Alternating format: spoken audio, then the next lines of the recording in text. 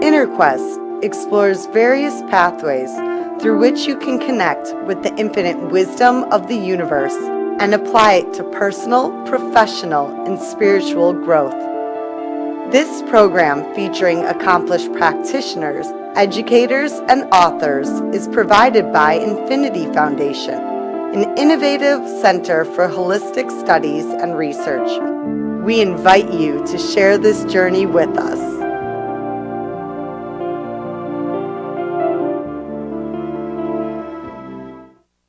Hello, welcome to InnerQuest. My name is Jay Stone, your host for today, and our guest is Agnes Loughlin. Welcome, Agnes. Thank you. Well, let me tell the audience a little bit about you. Agnes is a former nurse practitioner, and currently a spiritual coach. Agnes is a certified practitioner of the emotional code, body code techniques, as well as a certified Theta healing practitioner and instructor. She's also a Yuen energetics practitioner and a parasite expert, and we're going to find out all about this stuff, who addresses physical and emotional pain to support others to manifest their happiness, most healthy version of themselves. So I assume you ask a lot of questions trying to understand the person, their illness, or their injury. So what are some of the questions you ask your clients and why? What are some of the questions? Well, what's the most important question you'd ask your client? Well, may I ask you then? Well, you can try. Go ahead. All right. What was the happiest day of your life? I'd have to think about that one. I'll give you an answer. I'll give you an answer soon. Okay. Well, what was the primary emotion you probably were feeling that day? Joy. Okay, joy. Yeah. And what might the reason be you don't feel this way all the time? Well, it's not like I have $100,000 thrown in my lap. Okay, well, yes. I won a court case, so but I'm sure there's other happy times too. So. I hope so. Yeah.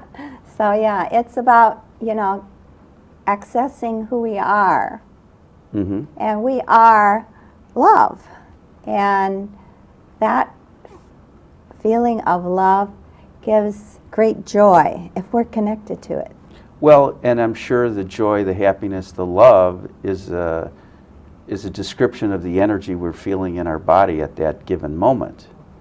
Yes, and sometimes we feel it more than others. Yeah, so do you always start with that first question? No, but I think it's an important question that I'm going to. Okay.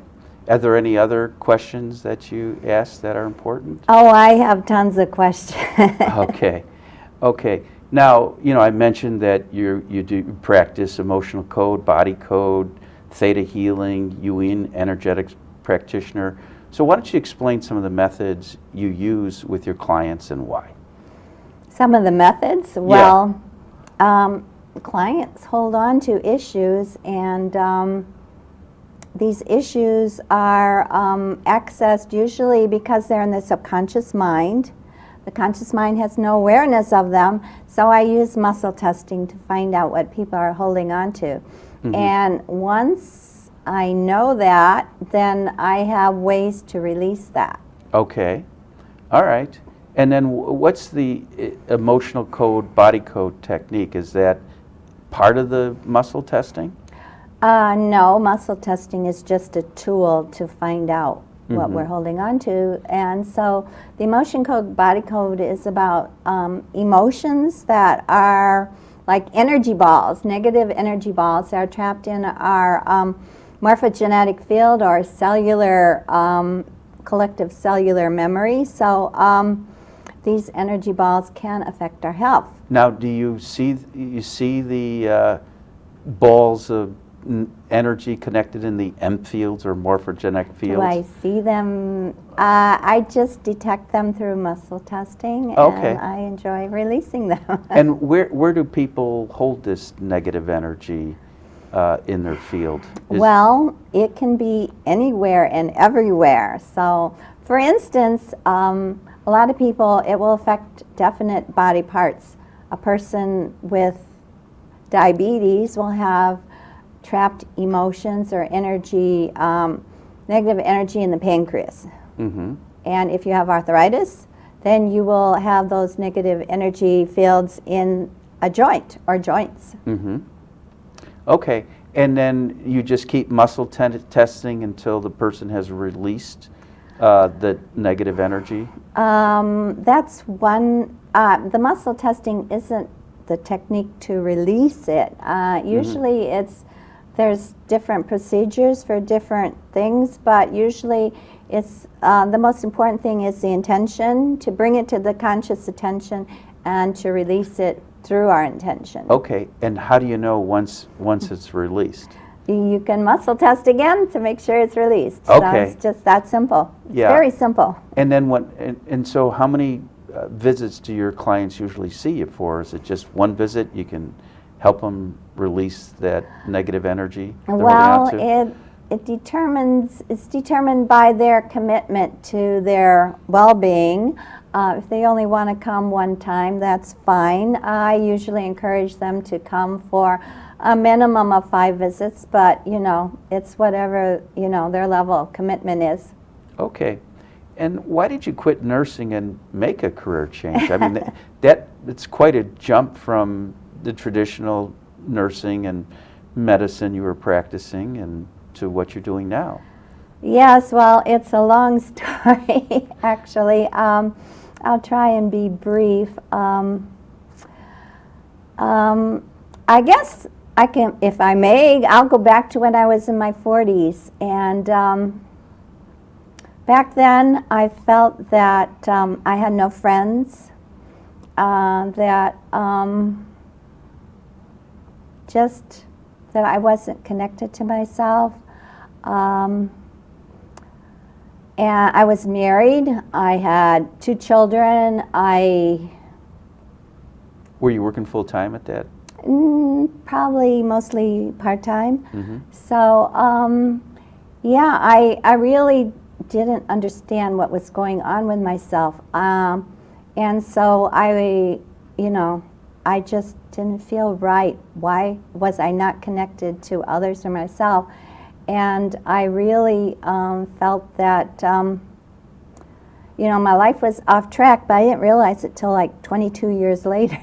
Yeah. And so it was in your 60s that you Yes. decided to make the career change. It was in my 60s that I had some significant events that impacted my life. Mhm. And Well, I assume that the career change also came with a different paradigm, a different view of yourself and the world. Yes, absolutely. Well, I mean, being a nurse practitioner, I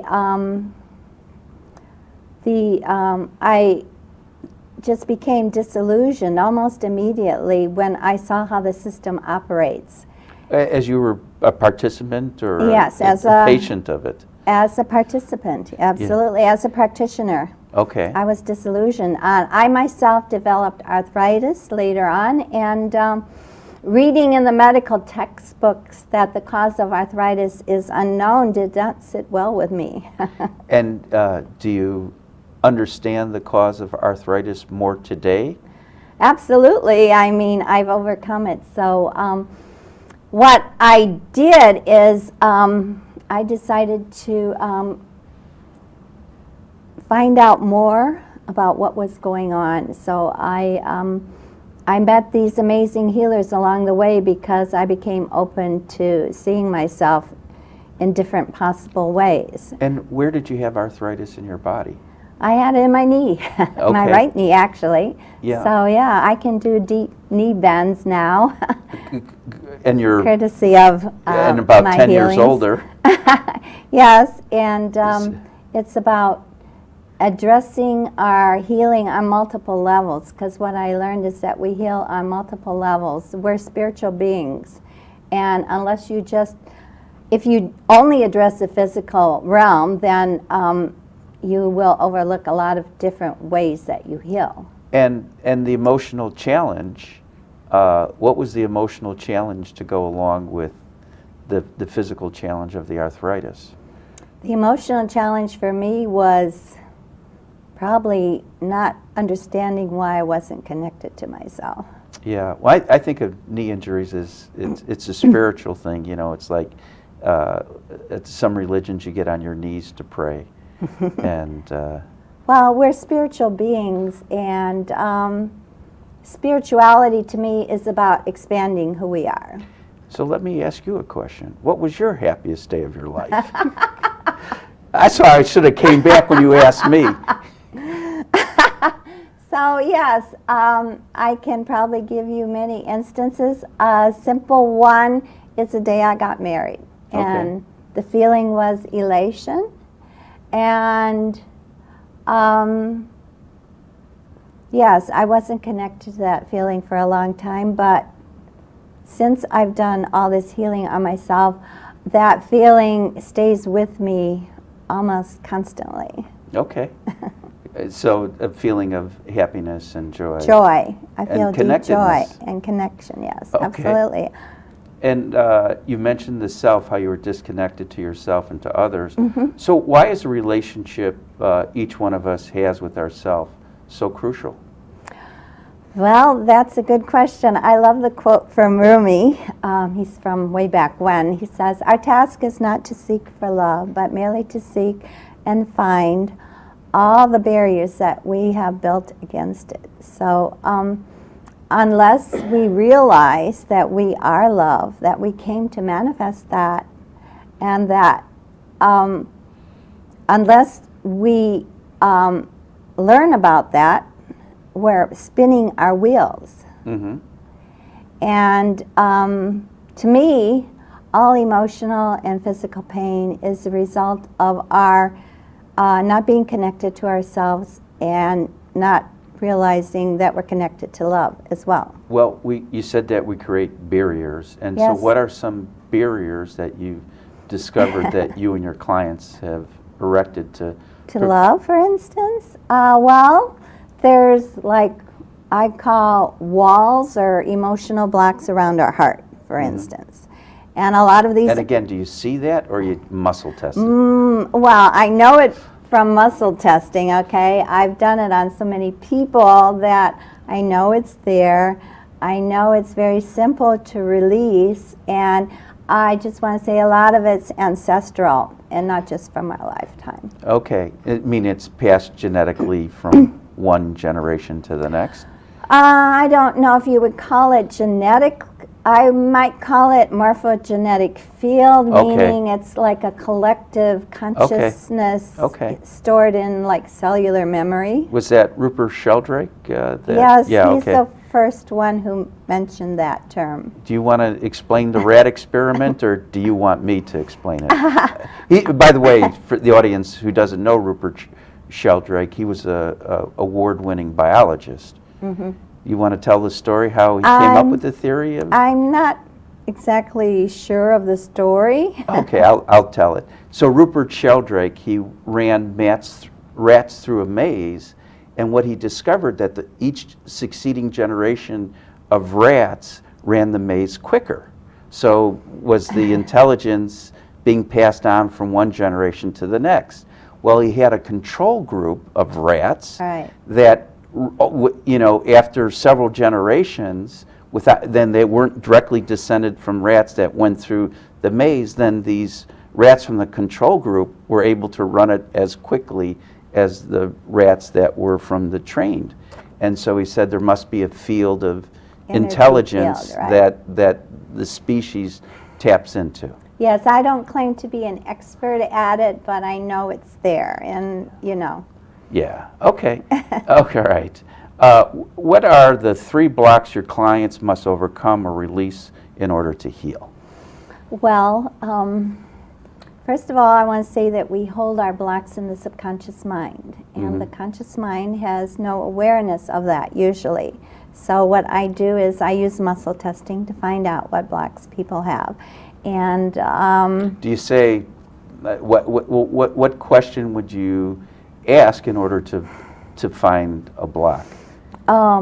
It depends. You know, it could be a belief, it could be a trapped emotion. So if someone's having pain in the neck, shoulder area, I'll say, that does so-and-so have a psychic trauma there? And that's two trapped emotions at the same time, usually in the shoulder and neck area. So I know... Why is that? Why is that? Yeah. I guess it's a favorite area to store that kind of trauma. Well, But, I mean, we can store, you know, emotional issues in our knees, in our pancreas, in our brain. I personally believe that people with Alzheimer's have emotional energies in their brain that, you know, negative emotions. So. Okay. Okay, so that's, you said 2 blocks in the neck and shoulders. Right. And then where else? Is there another block somewhere? We also, besides emotional blocks, we store belief systems. So, and a lot of our belief systems are inherited through our ancestors. And we hold on to them.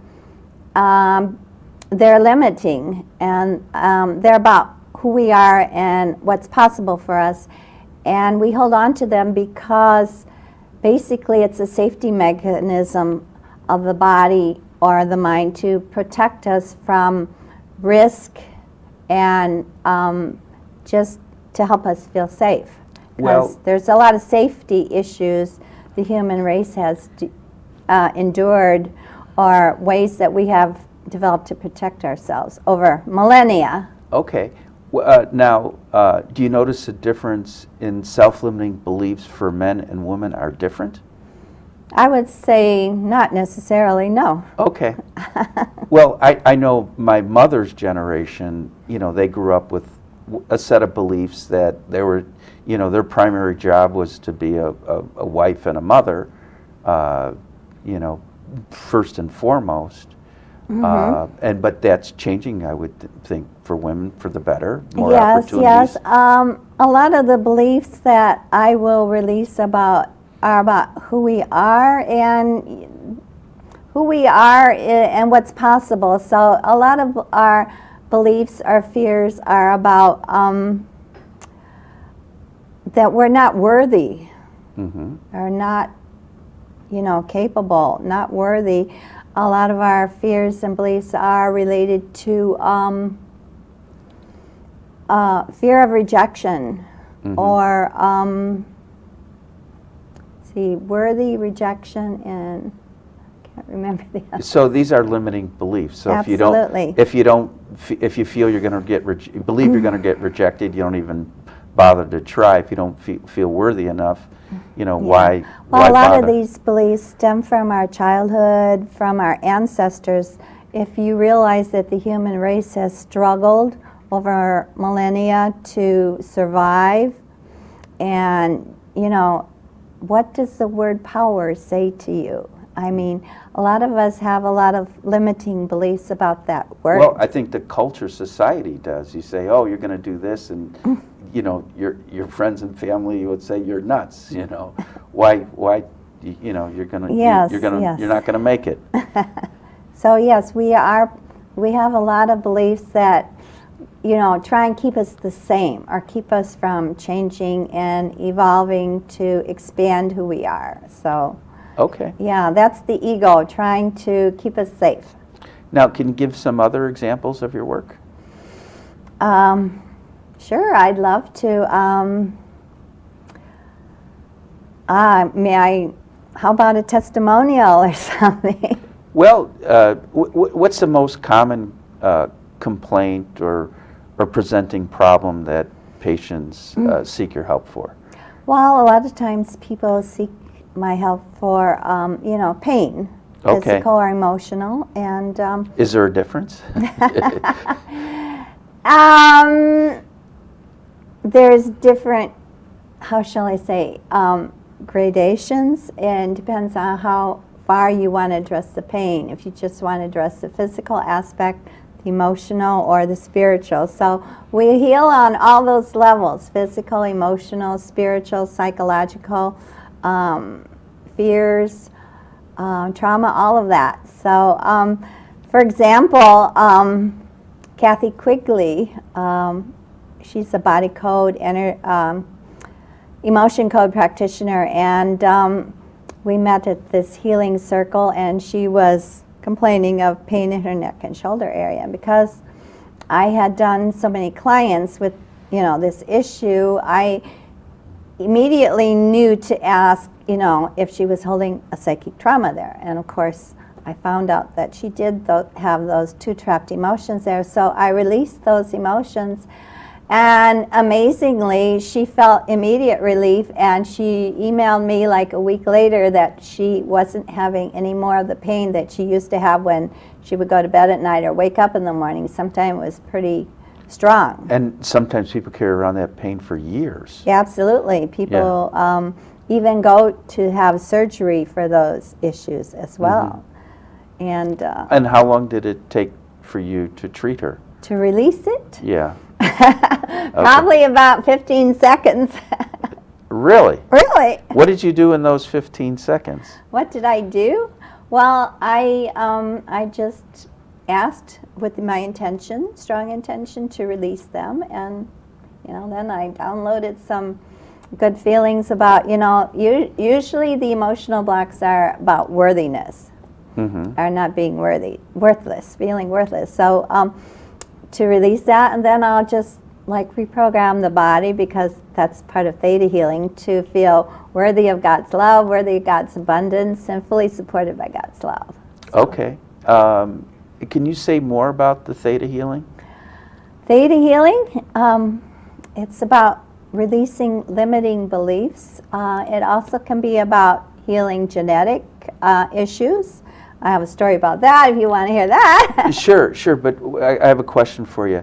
Does Theta healing have to do with the Theta state of the brain?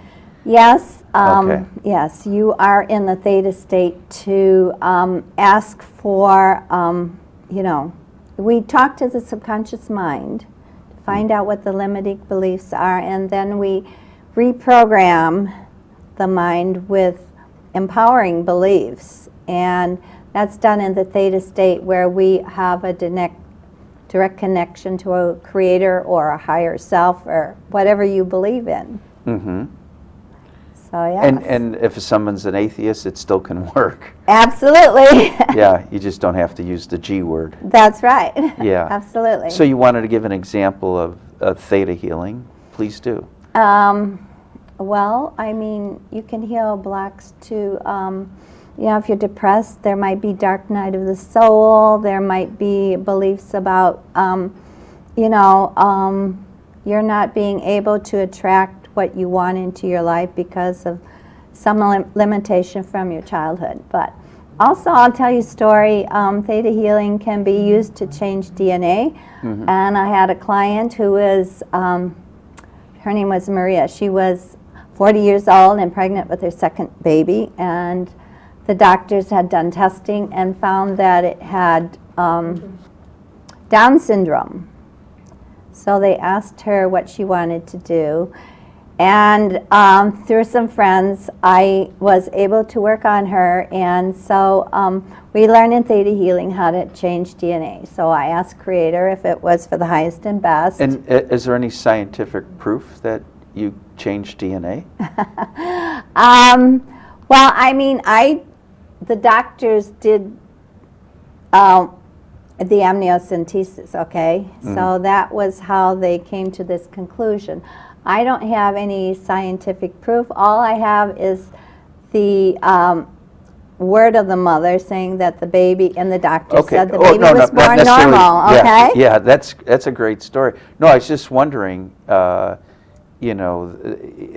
scientists documented the change of DNA through intention or Theta healing or some other modality? That's what I was asking. I don't think they're really interested in documenting. Traditional allopathic doctors are really interested in that.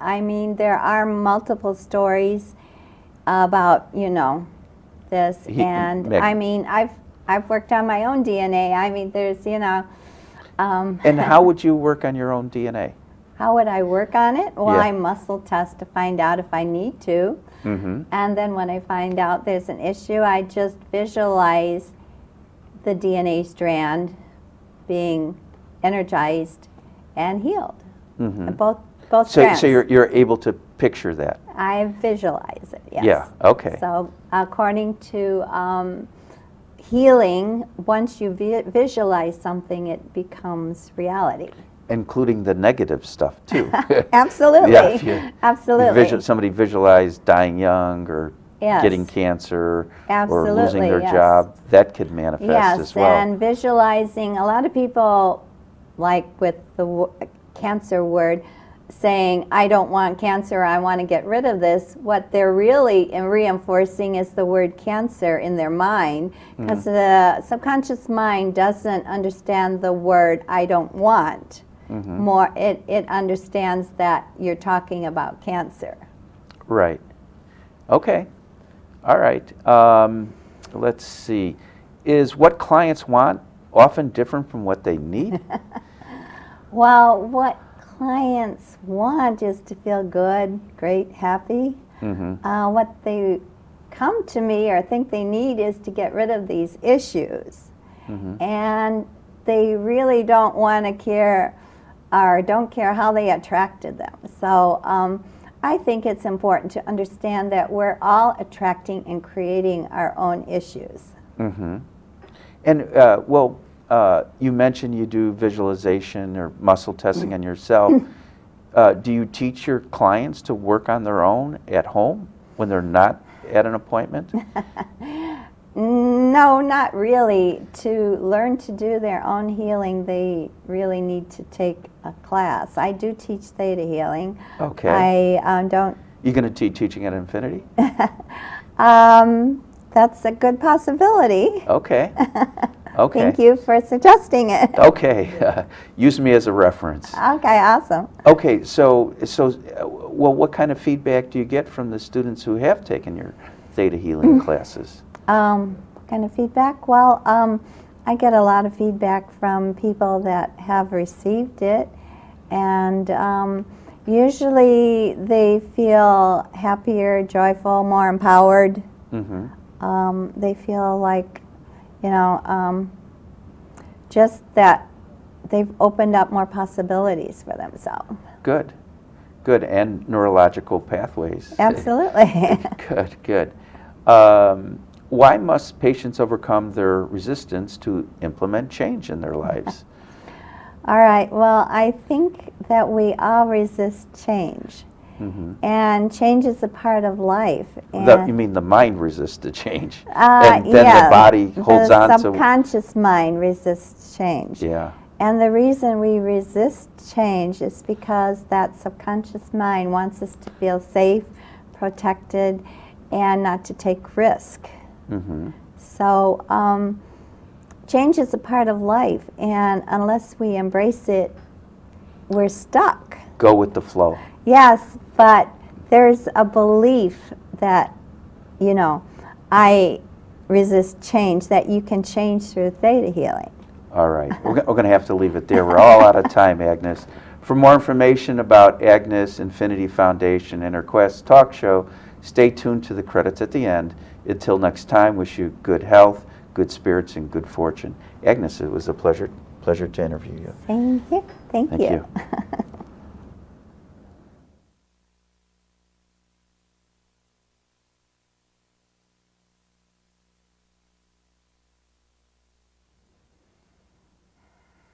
Website infinityfoundation.org or call us at 847-831-8828.